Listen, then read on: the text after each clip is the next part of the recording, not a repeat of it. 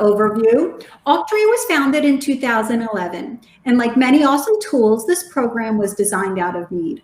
We too were tired of paper bid sheets, unorganized tracking, long, cumbersome checkouts. There had to be a better way. So our founder brilliantly developed Auctria from the ground up, taking into account the entire process of running an auction fundraiser, from the first donation to the last receipt and all the bidding in between. And for some background, since its inception, Auctria has helped groups raise over $170 million. It is my pleasure today to turn over the floor and the mic to Gazala.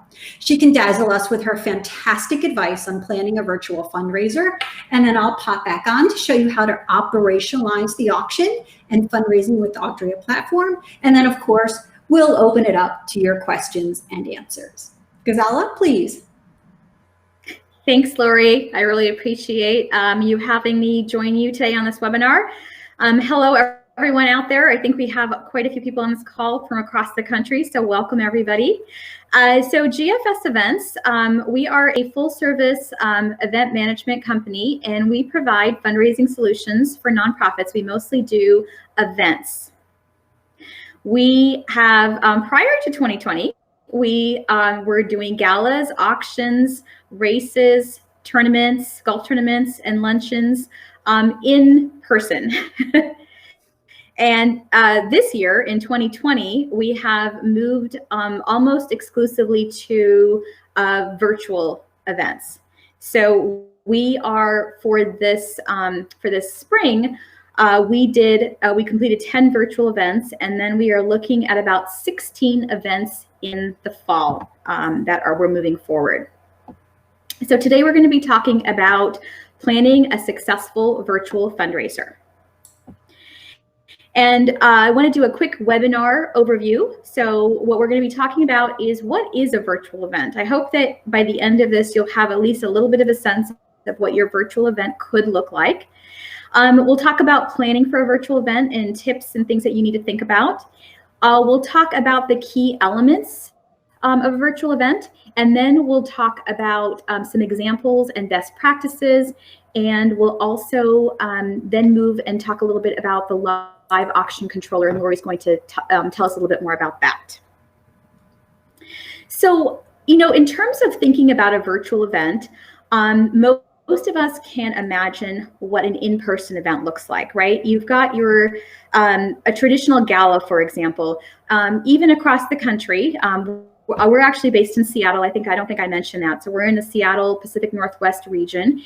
And I'm guessing that whether you're in Seattle or in Florida or in New York, your in-person event looks pretty similar across the board. You probably have some type of a cocktail hour, maybe there's a raffle, silent auction, some games, there's probably a dinner component, and then probably a testimonial video, you have your ask, you have your raise the paddle or fund need, and then you're probably ending the night with some kind of a fun thing like dessert dash.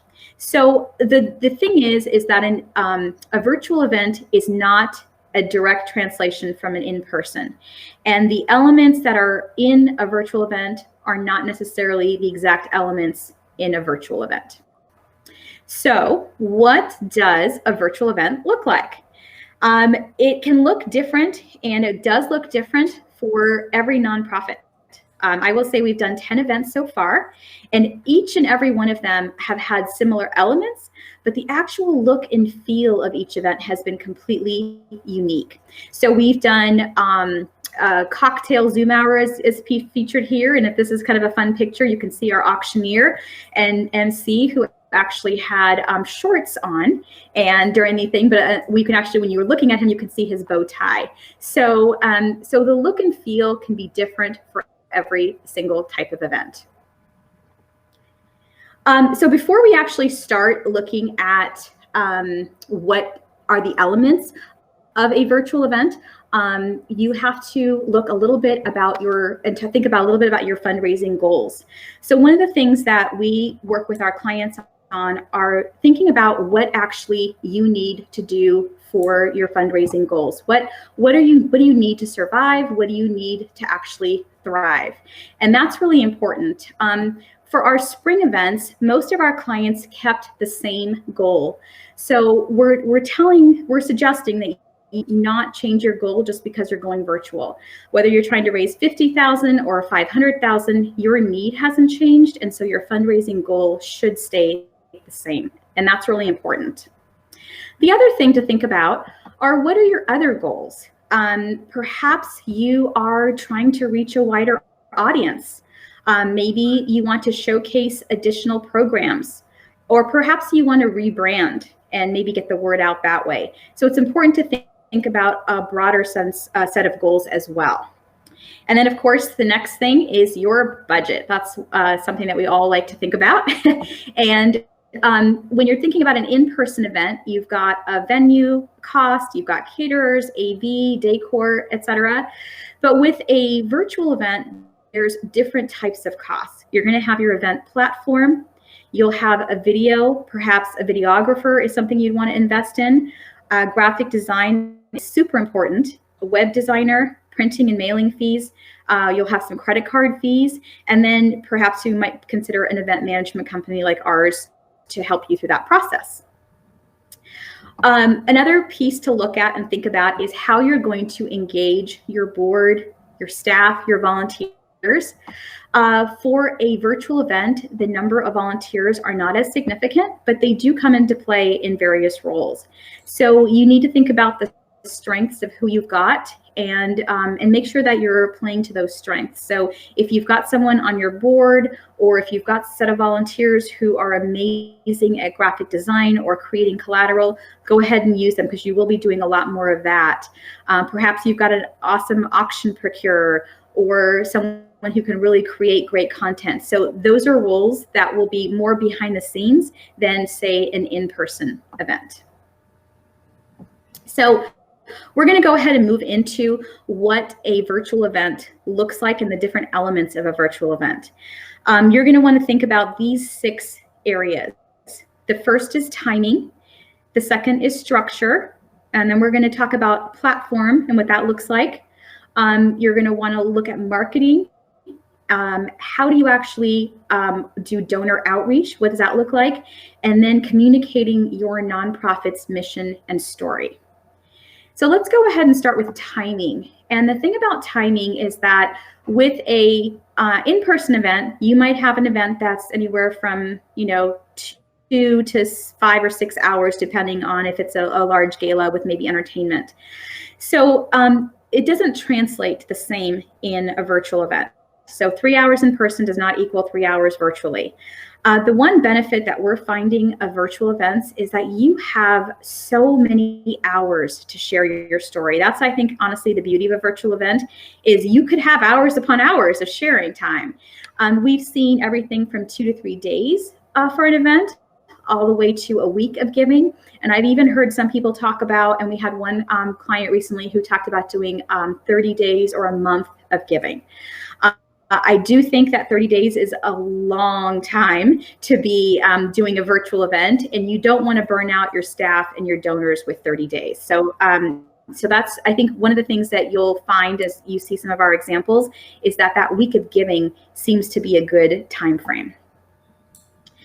So the structure of your virtual event. And there are components that you probably had when it was in person. So perhaps you were doing an auction. Maybe it was more of a straight raise the paddle or a benefit luncheon.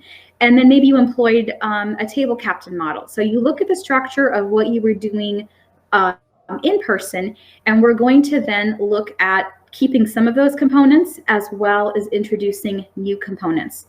So we might employ a Zoom cocktail or happy hour. Maybe we're going to do some kind of a home party, especially as things are opening up. For the fall, we're looking with some clients at doing some kind of a house party or home party where people can come in and come together. We've had several clients who moved their events from the spring to the fall, and those clients have really decided to reduce the type of auction they're going to do, just based on the fact that it's a lot of work for procurement. And so there's still a way to include the auction component, but you can also modify that a little bit as well. In terms of the virtual platform, this is probably one of the biggest areas that you're going to really think through and think about what you need for moving forward.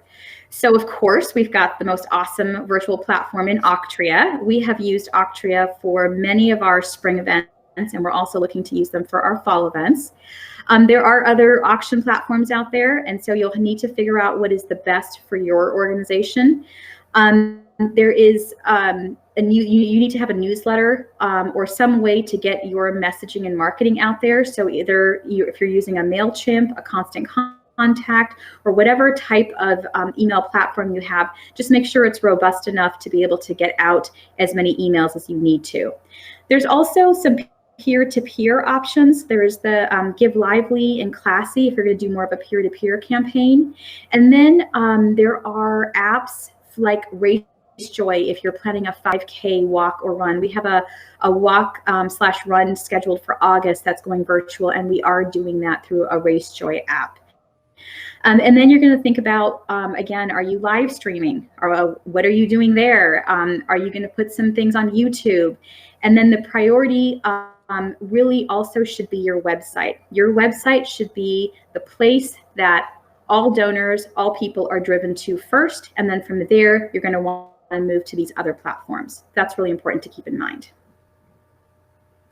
So the next piece is marketing. There are lots of areas for marketing. So you're going to be using newsletter, email, social media, and direct invitation. And the thing about this that I want to clarify is that I think that a lot of nonprofits feel as though they already maybe send out too much information. I don't think you do. I think that most nonprofits send out probably a newsletter once in a while. With a virtual event, it has to be very, very consistent marketing. So you're going to up your game for all of these formats because we are all inundated with emails and all kinds of information, and you do need to stand out, especially in a virtual world. So there's different types of channels that you can use for marketing. And so those can include things like email, website, again, your fundraising platform, a video platform like Vimeo or Zoom, again, peer-to-peer channels. And then we're going to talk a little bit later, but another option is a virtual ambassador. We're kind of calling our table captains virtual ambassadors now, and I'll go into a little bit more detail later. And then of course there's social media. Social media can be huge in terms of marketing. And I want to share a couple of different examples with you. So this is an example of one of our events. We're going to go into a little bit more detail. And this is just an example of a couple of their social media posts. So this is Ignite Worldwide, and we did a virtual Raise the Paddle and Zoom cocktail hour. And so this is just on the left here, you can see the post that just shares the information and how to register. And then on the right is another post that we did after the event, talking about, basically thanking everyone and then asking for additional donations, that it was not too late to continue making donations. And then here's an example of another event that we did this past spring, and this was called, this was for Seattle Music Partners, and we did a music challenge, a social media challenge on Facebook and Instagram. And what it was to basically take a picture of yourself, either singing or playing an instrument. This was a music related organization. And so you needed to tag yourself on this post, tag Seattle Music Partners, make a donation, and then tag 3 additional friends. So that really upped their social media push and really got this challenge out there and got more people knowing about the actual event itself. So next we're going to move on to donor outreach.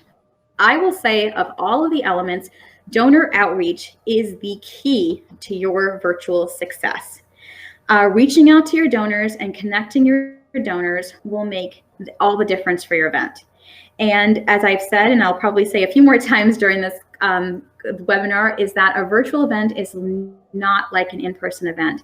You can't invite people and say, hey, come, have a drink, enjoy, and then you'll donate. you have got to get those pre-pledge commitments and having people understand the value of your organization before the virtual event even starts. So it's really, really important to reaching donors and to make sure that you connect to your donors in a variety of different ways.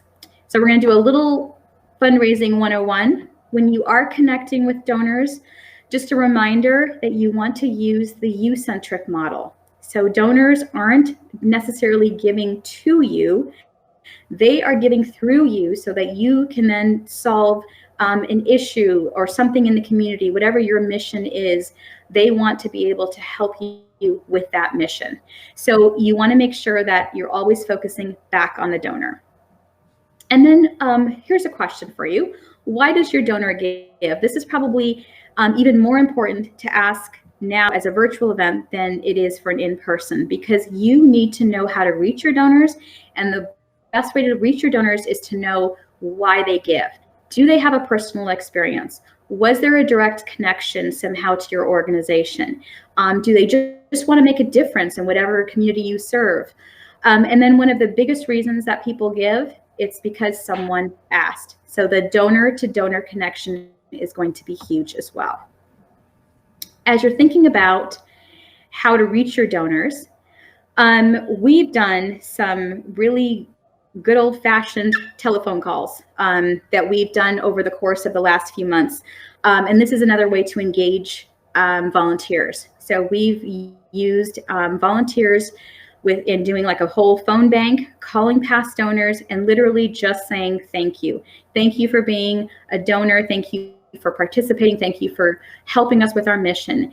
It's so important, if you are planning a fall fundraiser, make these calls now and just say thank you. Your donors shouldn't only hear from you when you're asking for money. So it's important to start some of that process now, so that when you do turn around and ask them for money in a couple of months, they'll have remembered that phone call that just said thank you. So I mentioned earlier that we're taking the table captain model and we're turning it into a virtual ambassador model. So whereas a table captain usually fills a seat of about 8, or table with about 8 to 10 people at it, a virtual ambassador can reach dozens of people. And the beauty of this is that you might be located, we're located in Seattle. We've done virtual events where people have reached out and donated from across the country. So I have family and friends all over the country. If I was a virtual ambassador, I could reach out to my friend in New York and say, hey, this is an amazing organization. Think about donating, think about being part of this event. Please help me out. I serve on the board. I'm a volunteer, whatever the case might be. So it is really important to connect a donor to a donor. And that's the best way to do it, is through that in-person connection with a virtual ambassador. Finally, communicating your nonprofit story. I think that this is also one of a benefit of a virtual event, because you are using some really cool ways to get your story across. And the key here is you don't have your just 20 minutes or 30 minutes like you would in an actual program in a live event. You potentially have hours and hours of time to spread the word and to tell your story and to explain your mission. We have been doing it through videos. We're setting up equivalencies, and I'll share a little bit about that. And then, of course, storytelling. So there are some really exciting ways of getting your story across to your donors. Now, can you picture your virtual event? What does it look like? The picture on the left here is actually from one of the sound stages that has been set up. In Seattle, we've got several vendors who have actually set up entire sound stages where an auctioneer or MC can go on the sound stage and then live stream to whatever platform you're using. On the right is a Zoom call. So I showed this picture before, but this is all of us on a Zoom call where we did a virtual raise the paddle. So there's lots of different ways you can kind of picture what your live event might look like. I'm going to go into several examples now to hopefully give you some real world examples so you can actually get a sense of what some of these events look like. So this is an example of Ignite Worldwide. This is an organization that where we had the original event was on March 28th. They are an organization that brings STEM and technology to young girls in schools. So the original event was March 28th. About 2 weeks before that, if you remember all that Seattle was hit hardest and hit early on with the pandemic. So we knew by the beginning of March that we weren't going to have an event in March at all. And so we quickly moved the event to June 14th when we thought, well, by June 14th, we'll of course be able to have an in-person event. It became pretty apparent by mid-April that that was not going to happen. And so we decided to, by mid-April, to go ahead and turn this into a virtual event. So we had several goals. Our first goal was to raise $500,000 virtually. So our original goal, honestly, was $365,000. The reason that we bumped it up so high was because this was a Seattle-based organization, but they also had a chapter in San Francisco. So there's also a San Francisco gala. So we combined the two galas together. And so in doing that, the ED wanted to bump up the actual fundraising for that reason. We decided to do a week of giving. That was our timing.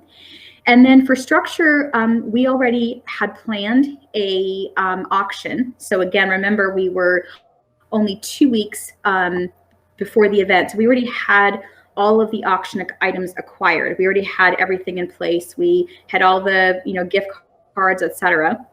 So we wanted to go ahead and continue with that online auction. We did use Auctria for that, and you'll see some examples there in a few minutes. And then we also did that virtual Zoom cocktail hour. And that cocktail hour, we showed a video that would have been shown in person. And we did a modified raise the paddle with our auctioneer. So our auctioneer talked about the different levels. We had each level already committed. So we started at the $10,000. He mentioned a couple of names of people who had already pledged at the $10,000 level, and then he went down from there. So he was talking the entire time, kind of like I am now. So people couldn't actually speak. We had muted everybody, but they could chat in the chat box. They were able to write their name and then their pledge amount. And that's how we kept track, because remember, in a live event, your recorders are writing this down, and then you're charging credit cards. For this event, we had people pledge, and then they had to go to Auctria and actually make that pledge. So we did keep track. We actually downloaded the chat, and we made sure to reach out to people who, when they pledged, if they hadn't already made that donation. So we did do some follow-up there.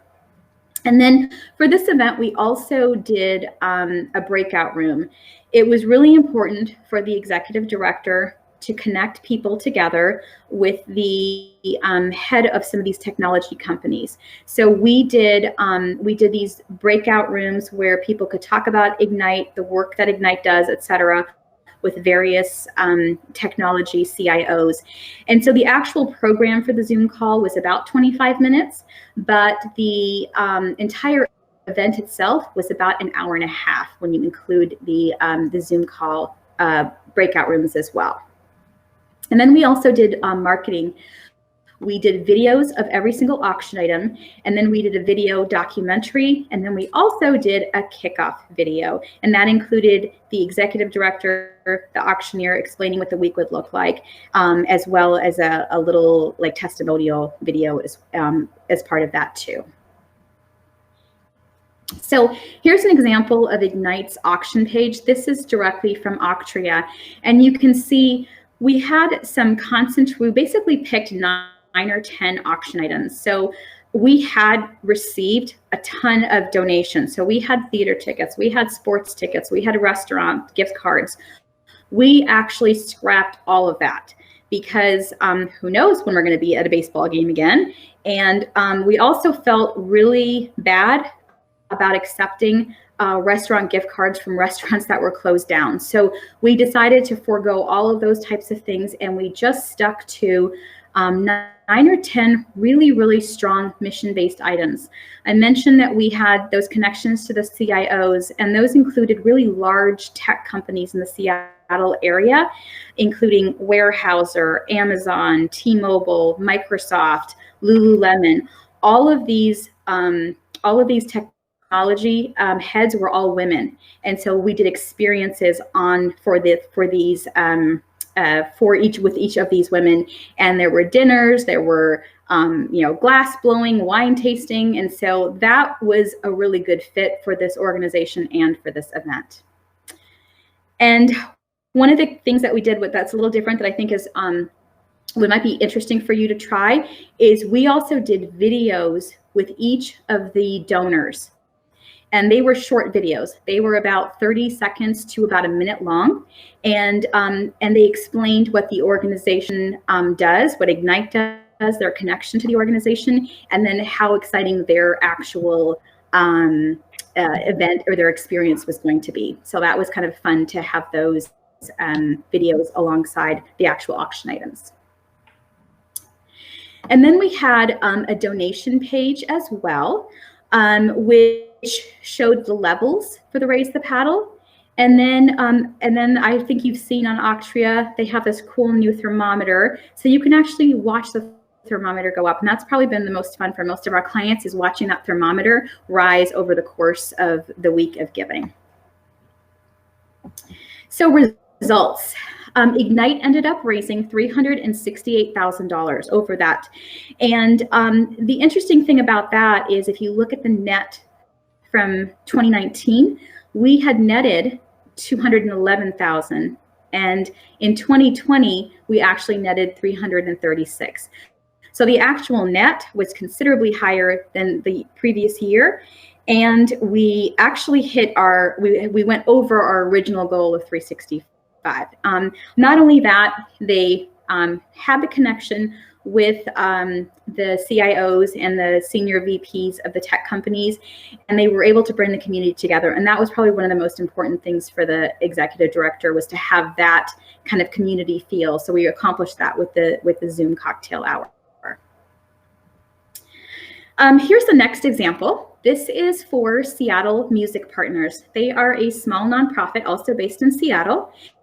And they bring music to kids in schools that wouldn't ordinarily be able to play an instrument or learn an instrument or be able to even sing. So they bring music to to kids who wouldn't have it in their schools.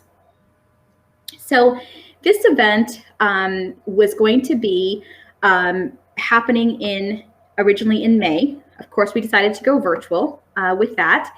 And it was supposed to be their 30th anniversary. And so one of the most important goals that they had was honestly to bring people together and celebrate. Seattle Music Partners celebrate music. There was a lot of music planned for the event. So the timing we decided to do is a week of giving. And the structure we kept the same as it would have been in person, which is a straight Raise the Paddle. So we were always going to do a Raise the Paddle. We weren't going to have an auction component. And then we decided to use daily videos as our marketing, as well as newsletters, et cetera, too, that we used. So you can see here what we did with this organization is we worked a little bit more with their website directly. So they had a pretty savvy staff member who was able to update their website pretty frequently. So rather than using another platform, we used their website and we placed videos on their website. And the videos were actually, as the new videos came up, we would push the old videos down. So you can see this is actually just a shot of the next page of the website. So these are older videos. Started off the entire event with an interview with the executive director. So she was interviewed first, and then we went off with some, we interviewed, we had videos from board members, students, parents, and that talked about Seattle Music Partners, that played instruments. And so that helped to meet some of their goals, which was, again, to bring music and connect people through music. So this is an example of a couple of the landing pages that we had. So we did these little thumbnails with each of the videos. So you can see we had students, artists, staff, and board members who participated in that particular area. And then this was the Seattle Music Partners Auctria donation page. And that page, we put in equivalencies here, and you can see the equivalencies. Those were listed, and they showed what an example of what the donation amounts included. So we had those listed, as well as the thermometer too. The results were that we had we got to 65% of our goal, and we actually netted higher than any of their in-person events in the past. So the net was higher, even though the amount raised was a little bit lower than what they would have originally hoped for, which was great for them. And they had an uptick in their social media, and they were able to have these videos that they can also then use for future marketing. Then the next and last example is the Snoqualmie Valley Schools Foundation. This is a schools foundation that's located, if you're in the Seattle area, it's kind of east and south, the Snoqualmie Valley area. And this was actually our 7th year in a row working with them. So all of our other events had always been in-person luncheons, and this was, of course, going virtual. So our goal for this event was $115,000. We did a week of giving, and then the structure that we used was online donation platform. So traditionally, this event was, again, more of a traditional lunch where people come in, they write down their, they write a check and they put it into the envelope and they give it at the end of the event. So we turned all of that. We also used Auctria for this one as well, and we turned that into an online donation piece. And then we did daily videos, we did a Facebook Live, and then we also used newsletter as well to communicate. This is an example of Auctria's landing page. So as Seattle Music Partners, we put all the videos on their website. For Snoqualmie Valley Schools Foundation, we didn't really have a website person that could quickly update the website. So we actually placed all of the videos on Auctria directly. And that seemed to work really well for this organization. So similarly, as the week of giving continued, the most recent videos went to the top, and then the other ones kind of went down to the bottom. And then we're going to just play a few seconds of this so you can kind of just get a sense of how the videos work. Hello, and welcome to our first ever virtual luncheon. My name is Lorraine Thurston, and I'm the president of the Snoqualmie Valley Schools Foundation. Normally, I make this speech from the podium at our annual Small Hands to Big Plans luncheon that we hold each March. But unfortunately, 2020 had other plans. In response to the current COVID pandemic, our foundation volunteers, just like all of you, had to be resilient and come up with a new way to meet the needs of our school community.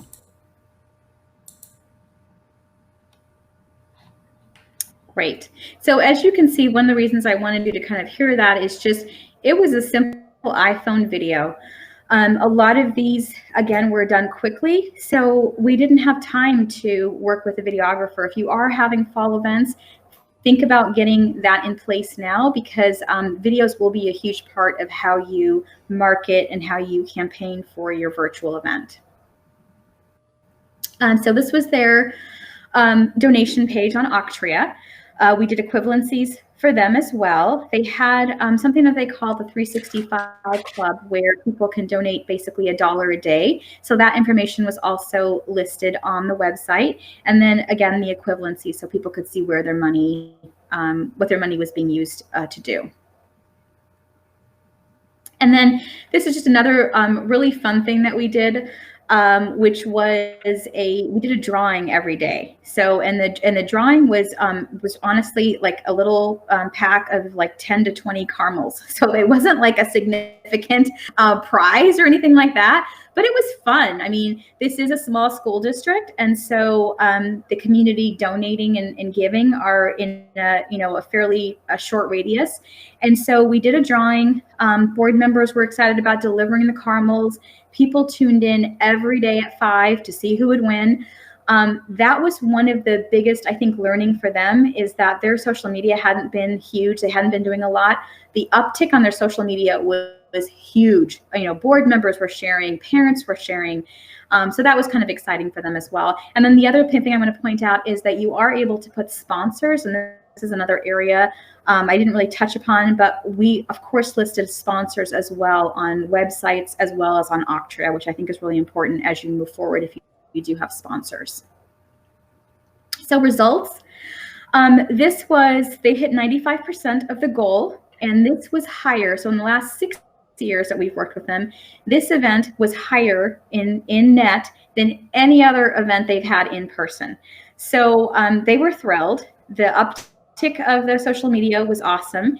They also had the results that more people from outside the district, so people who didn't even have kids that went to any of the schools, donated. And lastly, their 365 club went from 40 people as members, and it more than doubled. It went to 90, and that was huge for them. So the results in general, more people donated, different people donated, and they donated more. So this event was really successful. So just a last couple of things. I want to mention that as you're moving into the fall, things are going to look different, and we're not exactly sure how it will be, but here are a few other ideas and things to think about. We talked about the virtual raise the paddle. We've done that already. I think more and more organizations will do some of that and continue to do raise the paddle, whether virtually. We're also seeing house parties. And so people are thinking about gathering maybe table captains in groups of, whatever the numbers are that you can gather in, and watching either the virtual event or a live stream or participating in a Zoom that way. We're also seeing and talking now to clients who want to do some kind of a fun delivery for the event. So whether we're delivering potentially a dessert, maybe there's going to be an alcohol delivery, perhaps even a full-on dinner. We're talking to clients who want to actually have the option of delivering a full-on dinner to their guests. Live stream, I mentioned that before. In Seattle, we've got some of these popping up. I'm sure across the country, you're probably seeing those as well. And those live stream events are awesome. Our recommendation is keeping them short, not long. So I do think an hour is the absolute max that you're going to have the attention span of someone watching. So it's important to keep your content really, really tight in there. And then, of course, the social media challenges, continue with those. I think those are really popular, and they do spread the word. And then we're also seeing people who've done lunches, maybe even having a boxed lunch that's being delivered or that you pick up and then you go back and you watch the program. So just a quick recap. It's super important before you start and before you plan your virtual event to define your goals and your budget. You're going to want to really determine who your key players are, who's going to be helping with this event, board members, volunteers, and then reminder of all the elements. And as you sit through and think about your virtual event, think through all of these elements, the timing, the structure, what platform are you going to use? How are you going to market? How are you going to do donor outreach? What are all of the nonprofit stories you're going to share? So all of those things are super important. And I'm going to go ahead and turn it back to Lori, and then we'll come back for questions and answers. Awesome. Thanks, Gazala. I think you've got a lot of heads spinning there and a lot of gears going, and you've inspired a lot of people with your advice as well as your examples of things that you guys have accomplished. So Auctria's role in the virtual event is managing this entire data portion. Power of the paddle is still tangible in the new virtual phenomenon, and running a virtual auction with Auctria is a great option. So running a virtual auction will be a dual screen event. So you've got your bidding device, your phone, a small device, or a tablet of some sort. And then during the live event, a larger screen will be tuned in to the live stream event activity where the videos are happening and the live auctioneer is doing their thing, and the executive directors are sharing their stories and all that good stuff. So there's two devices you'll be watching on the big screen, and then you'll have your secondary device for the bidding and donations. The chat stream, like our chat stream here, is usually happening in your live stream activity area. So remember, creating an event fundraiser gives you an opportunity to invite people, and not just people. I'm talking sponsors, bidders, donors. It gives them all a reason to gather, to join in virtual company, and come together and do something good. Right now, people are looking to find the helpers and give where they can. And I'm being very sincere. If people cannot give, that's okay. They won't. However, people that can give will, but they will only do so if you ask. So COVID-19 has brought many new challenges to you in fundraising, and we are here to help you through the quarantine hurdles and come out of this as unscathed as possible. And you can see from some of these examples, it was even more than 100% on some of them. In terms of using the Auctria platform, this means you can run an online auction, and you can run the live auction as a virtual gala, a virtual party, complete with live real-time bidding, and you can continue that with a live real-time paddle raise. So these are the online auction features were already developed with our Auctria platform, and they were well used. Our development team supercharged these and modified them a little bit to serve the live auction within your dedicated auction website instead of a ballroom. So Auctria makes the virtual auction easy, from registration through checkout, all the bidding and all the paddle raise in between. And this is what the bidders will see. These two images, one is a laptop, one is a screen. Either way, this is where the bidding would take place. This is what the bidders will see through your live virtual auction within the Auctria platform. So they'll be viewing this from a page on your dedicated website. And what's really cool is you are the director. You're controlling exactly what they're seeing at that moment of time. So this one is auctioning off a Ferrari rental for a day, and you're actually controlling what they're going to see. They never need to navigate away from the page to bid or donate. It's all a quick tap, which means quick tap fundraising for you also. So here's a little comparison. This is the administrator view on the left and the bidder view on the right. On the left is the administrator. So that's you, the admin, the auctioneer, whoever's working your behind the scenes area. On the right is the standard view, and that's what a bidder would see. And like I said, the bidder never has to navigate away from that page. All they have to do is stay on there and quick tap. All the bidding is in sync, and all the notifications pop up in real time. And then there's a final bid winner notice. So let me recap back to what another view of the paddle raise will look like. And I think I saw a note in there wondering about the paddle raise. Do you have to do them all at once, or can you do them singularly? So yes, you can do it either way. You can start with, oh my gosh, so-and-so gave us $10,000. Thank you so much. Anybody else out there? And you can show just the $10,000 mark.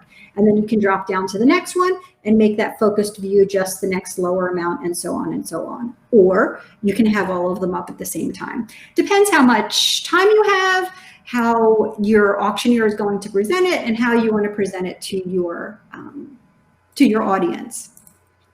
So with that, stay in touch with us. So Auctria is social. We post regularly to Facebook and Twitter pretty much daily. On our Pinterest boards, we have over 500 links to direct donation pages. Like I said earlier, we have a Facebook group called Auction Team Talk, and I'd love for everybody to join us there and join in the conversation. Gazala and her team regularly monitor that also, and they chime in on some conversations too. And then if you want to get more information about Auctria, we do live demos weekly, and I would love for you to join us for that conversation also. And Gazala, did you want to share your contact information? Sure, yeah. Please join us on Facebook as well. We share a lot of our events. I saw someone ask in the chat about joining one of our events. We'd love that, especially since we want to share what we do and how we do it. So feel free to join Facebook. We're also on Instagram. We're also on LinkedIn. And then you're welcome to go to our website as well and check us out.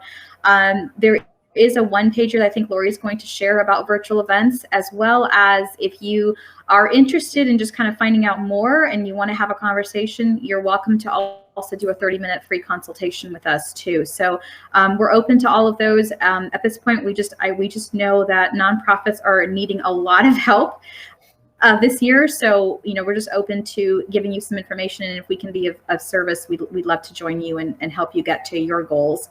And then I guess we're going to move to questions and answers. I see a bunch of questions that I can start to answer too. Let me just jump in for 1 second. Sure. This entire video will be sent to you. And then as a follow-up, you can go back to our auction website, or our webinar page. I'll post everything, and in about a day, I'll get all of the video cleaned up. I'll post it, and I'll have all the resources that we've chatted about. Gazala's one pager, as well as all of the contacts. And also, you can tag us on any event that you're running on Facebook and Twitter. We'll retweet, we'll reshare. Happy to do that too. So did you want to take a look at some of the questions that were popping up? Yeah, one of the questions I saw, and this is a good one, I didn't mention it on my presentation, but somebody asked, do you charge for a virtual event? Are you charging for like any of the Zoom registrations and things like that? We didn't for spring. So to backtrack, for spring, no, because most of these spring events had already, again, had tickets. So we turned those tickets, people that had already purchased tickets, we turned those into 100% donations. And so people could do that. For the fall events, we have so far not implemented kind of a charge for attending any of these events. We want more people to attend, so we don't want to have any kind of a barrier to that.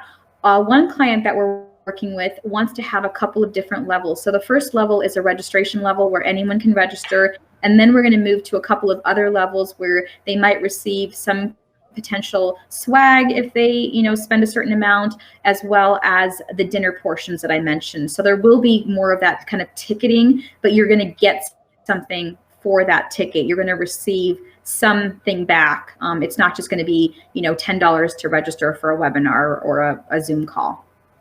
Right. We've seen a couple that have done like a special event where they had an entertainment person that joined them, and they did do a ticketed event on that. There was a precursor to the event. So like you said, it's got to have some sort of value in order to encourage people to attend that. I see some questions here. Did you want me to read these off to you and us and kind of? Yeah, sure. I do. I see one that I'm going to just jump on. Someone asked, when do we make a decision on going live or virtual? We have, so this is different. And it's going to be different for every state. So obviously you're going to have to kind of, and no one's got a crystal ball, no one can predict. But you need to know what's happening in your state, in your area of the country. And then also, how are your donors feeling? How are people feeling at the comfort level? Do people want to go back to a large ballroom with hundreds of people? So you have to kind of gauge that. I will say for the state of Washington, most of the event professionals that we're working with have come to the realization that we will 99% likely to not have another in-person event in 2020. So we're encouraging all of our clients, please consider going virtually now. The sooner, the better. That's when you can really, again, think about your donors, think about your marketing. That's what's happening in Washington. So again, not knowing the rest of the country and where you all stand, I think if you're even thinking about going virtually, it's just important to start planning for those things. And honestly, reaching out to your donors will be beneficial whether you go virtual or whether you go live. So there are some aspects and elements that are going to help no matter what you decide to do. And I concur with that. I think plan B is really your plan A right now for virtual. And if you can do something, in person afterwards, do a small party, something if things do open up, but plan on the virtual for sure. Diane asks, how can we best solicit items for an online auction? Did you want, Go ahead. You go for it, Lori.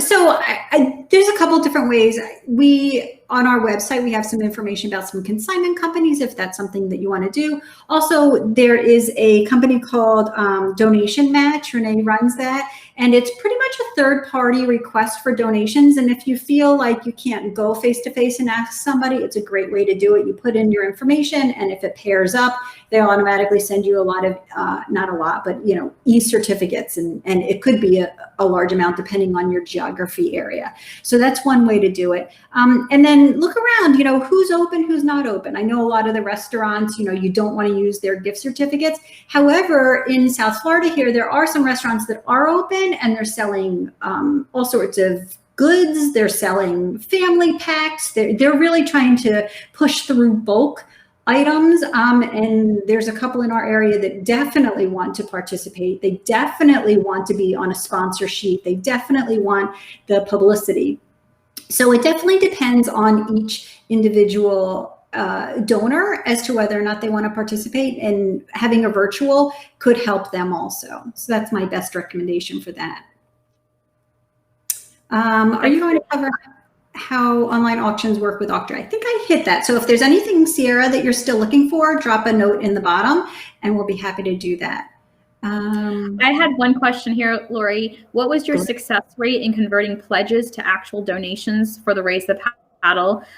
So as I mentioned, that was a two-step process because we didn't use the cool live auction controller feature with Auctria, but you can certainly do that. Ours was a little bit more old school, where we had people write in the chat box, and then Alex on our team downloaded the entire chat box, and then she reached out to people. We gave people a couple of days, and then we looked to see if their donation was in there, and then she followed up. And to be honest, it wasn't that hard. I mean, people were planning on giving. They weren't, they didn't make a donation or a pledge and then say, oh, I changed my mind. So it wasn't too bad.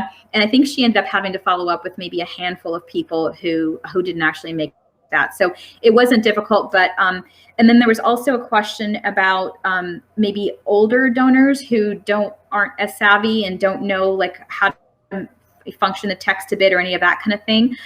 We also with the slide, I think with the I can go back to it with the Snoqualmie Valley Schools Foundation slide. That was an older kind of old school group, and everyone was used to writing checks. So we had that option, and you could write a check. So that was an option for one of the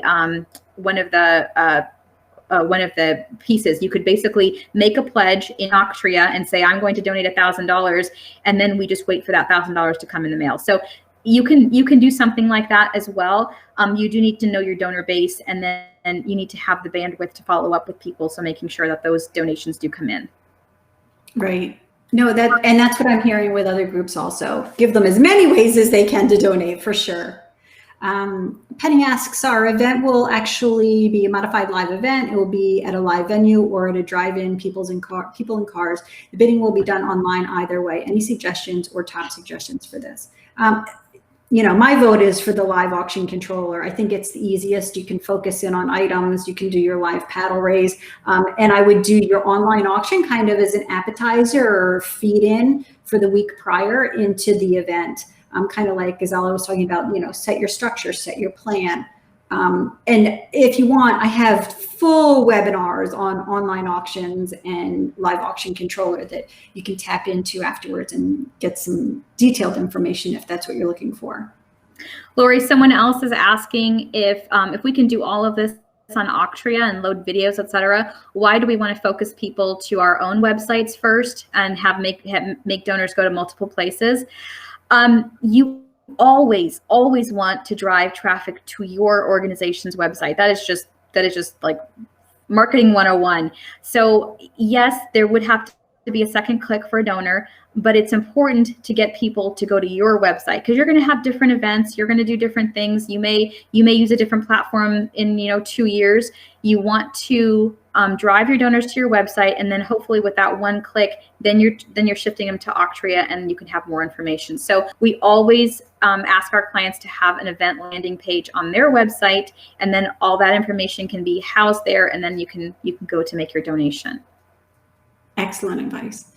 Susan asked, click on event board number that you can, sorry, that was an audio thing. I have one more question here. Sarah is actually helping me out, feeding me questions, so I can see them really easily. I got a question here from Tom. If the organizations that we're working with are planning on live dinner spring or virtual ones, I along with the rest of my team, I'm crossing my fingers that we can start to go live in the spring. That's the way we're at least planning right now. That may change. I guess it depends on what fall brings, with COVID and what's happening and everything. But for right now, we're still moving forward. And one of the things I didn't mention in this, but I think is obvious, is that the way you're planning for a virtual event, you can take all of that and still turn it into an awesome live event, right? You can all that donor reaching out to donors, talking about your stories, all of those things are going to translate even better in an in-person event. So there's no harm in kind of planning maybe side by side and then having to just, figure it out the last minute. So if you have reservations at, caterers and with caterers and venues, holding on to those if you can, but I don't know. I mean, I guess the answer is hopefully we can be together in spring in person, but it's possible that early spring might still mean virtual events. Right. Sue has a specific question about Auctria. She wants to know how she can access the virtual component. That's already part of your Auctria program, Sue. So if you want to reach out to our help team, they can walk you through that. Come to our demo on a Friday. There's all sorts of ways that you can access that. It's already part of your platform, part of your license. So I think I saw someone ask about email addresses So I asked in a different form, but we have no email contacts for our donors. 75% are over 65 and bad with tech. What do we do? Good question. So we are working with an organization like that right now. What we've decided to do is we're going to send out an old school flyer, postcard that because we have their addresses, and on the back we're telling them about the virtual event, and we're asking them to at least go to the website and then fill out a form that just gives us their email address so we can then communicate with them. I will say, I know you probably have donors that are over 65. My mom is over 65, and I will tell you, she's learned how to use email and stuff. So I think people are trainable, and you just have to give enough information so your donors can, use the web, get to your site, fill out their addresses, etc. So you just have to use multiple ways to kind of try and reach them. Right, that's really good advice. Richard or Rick asks, what about pickup or delivery for online auction items setup? So I can answer this from an Auctria perspective. When you send them their final notifications and statements, you can modify and customize them. So you can put in the footer or put in the body of the information what your setup is going to be for pickup. Calendly is a good tool to use also. You can kind of set up appointments and people can pick and choose which one's convenient for them so you can socially distance them. There's all sorts of creative tools out there that you can use. But it's pretty much, that's whatever works for you is pretty much the broad answer to that. Yeah, we've tried to do as many gift certificates as possible. Again, kind of getting away from the large baskets you see at silent auctions and things like that, and keeping it to something that's easy to mail out. So we've tried to do that as much as possible for the spring. We did do a very large school event, and that one was easy because they obviously, people could pick up their items at the school. The school was still open. So if you do have an organization where you have a brick and mortar building that people can still go to, you could set up a certain number of hours and say for the next 2 weeks, winners just have to come in between these certain hours and they're able to pick up their items. So it just depends again on your location and where your donors are coming from. But if at all possible, especially moving into the fall, see if you can work with your donors rather than having physical items to do more gift certificates or things like that they can then go in person and get. So maybe the basket, if you're doing a basket for like an amazing gift shop, perhaps they have to go visit the gift shop to pick up the basket so that it's easier on you as an organization. That's a good way to do it. That's how my son's school did their yearbooks. They did pop-up sites, and they did it with donors that had supported the school, and it gave people a reason to come and pick up their, take out dinners from the places, and it worked out really well. It looks like there's a couple more questions. Is there a good day and time to start and end a week-long auction? Catherine asks. That's a good question too.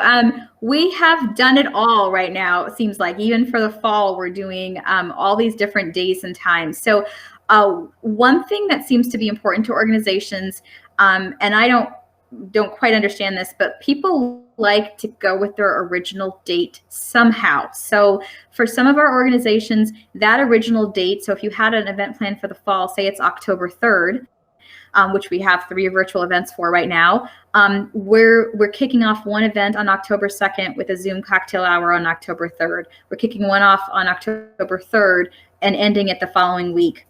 So there's lots of different options there that you can do. I don't think it matters necessarily. You have to, again, just think about who are your donors? When are they working all day?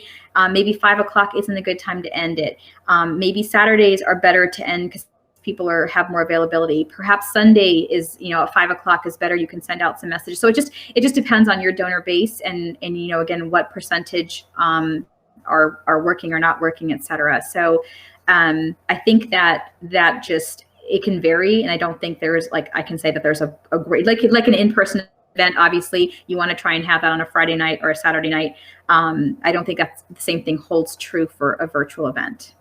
Right. And I always suggest everything does really depend on your audience. But if you're working with a religious institution in which holds, even if it's Zoom services on a Saturday or a Sunday, you definitely want to hit that big target market, that channel. So you want to do it after you see that channel of people, that big bulk. So whatever your cycle is, you definitely want to hit it, minimum 1, perhaps 2. And usually when I'm talking about online auctions, make sure that it doesn't end on something like Super Bowl, but I don't think that's going on right now. You don't want to end it when there's a big, tune-in event on television, things like that. But that's my online auction answer. Yes, we understand to use Auctria, we still need to see I'm sorry. Yes, we understand that to use Auctria online, we need to sell tickets. Is that correct? No, you don't need to sell tickets. That's completely up to you. It's website, you do your online auction, people sign up, they register, they bid, and they're off to the races. Oh, somebody responded to her. Yeah, Alex from our team responded to that one. That's okay. I didn't read it all at the same time. Is there anything else that I've missed? I know you've got a helper back there. I think we got most of them. Okay, cool. Yeah, if there's again, you can always reach out to us after if there's something that a burning question that you have. Feel free to reach out to either me or Lori. Happy to touch base with you after this too. For sure. And like I said, Facebook is a great way to stay in touch with us. We post a lot of our stuff. I'm sure you guys post a lot of your events also. And like I said, that auction team talk is a great place for everybody can connect amongst each other. It looks like somebody was asking about the thermometer. It's not an overlay. It's an element that's on the website, and you can set it up based on your auction items, and you can see the temperature or the mercury rise as your donations come in. And as you can see, Gazala and our team has used that quite frequently. And I think that's it. I see a couple people still typing. So if you have any last questions, comments that you would like to drop in, go ahead and do so in the bottom chat. Otherwise, we'll go ahead and end it. If there's anything pertinent that's coming in, go ahead and drop it on here. One other question. Does Auctria have a virtual art exhibition with more of a buy it? Yes, there is a buy it now. You can set that up easily within the system. Thanks. Sarah posted your phone number. That's wonderful. And I think it's slowing down. So I think I'm ready to hit the off button, but I see a couple more notes coming in. I hate to cut anybody off. It's terrible. And everything will be posted out again. And you can always get in touch with both sides of this conversation. I want to thank everybody for joining us. And I especially want to thank the GFS team for all the time and effort that they've put into putting the presentation together, for spending the time with our audience here today, and sharing the information that you have garnered over your years and years and years of professional, not-for-profit event fundraising. Thank you. Thank you, Lori. Appreciate it. Bye, everybody. Thank you. Bye.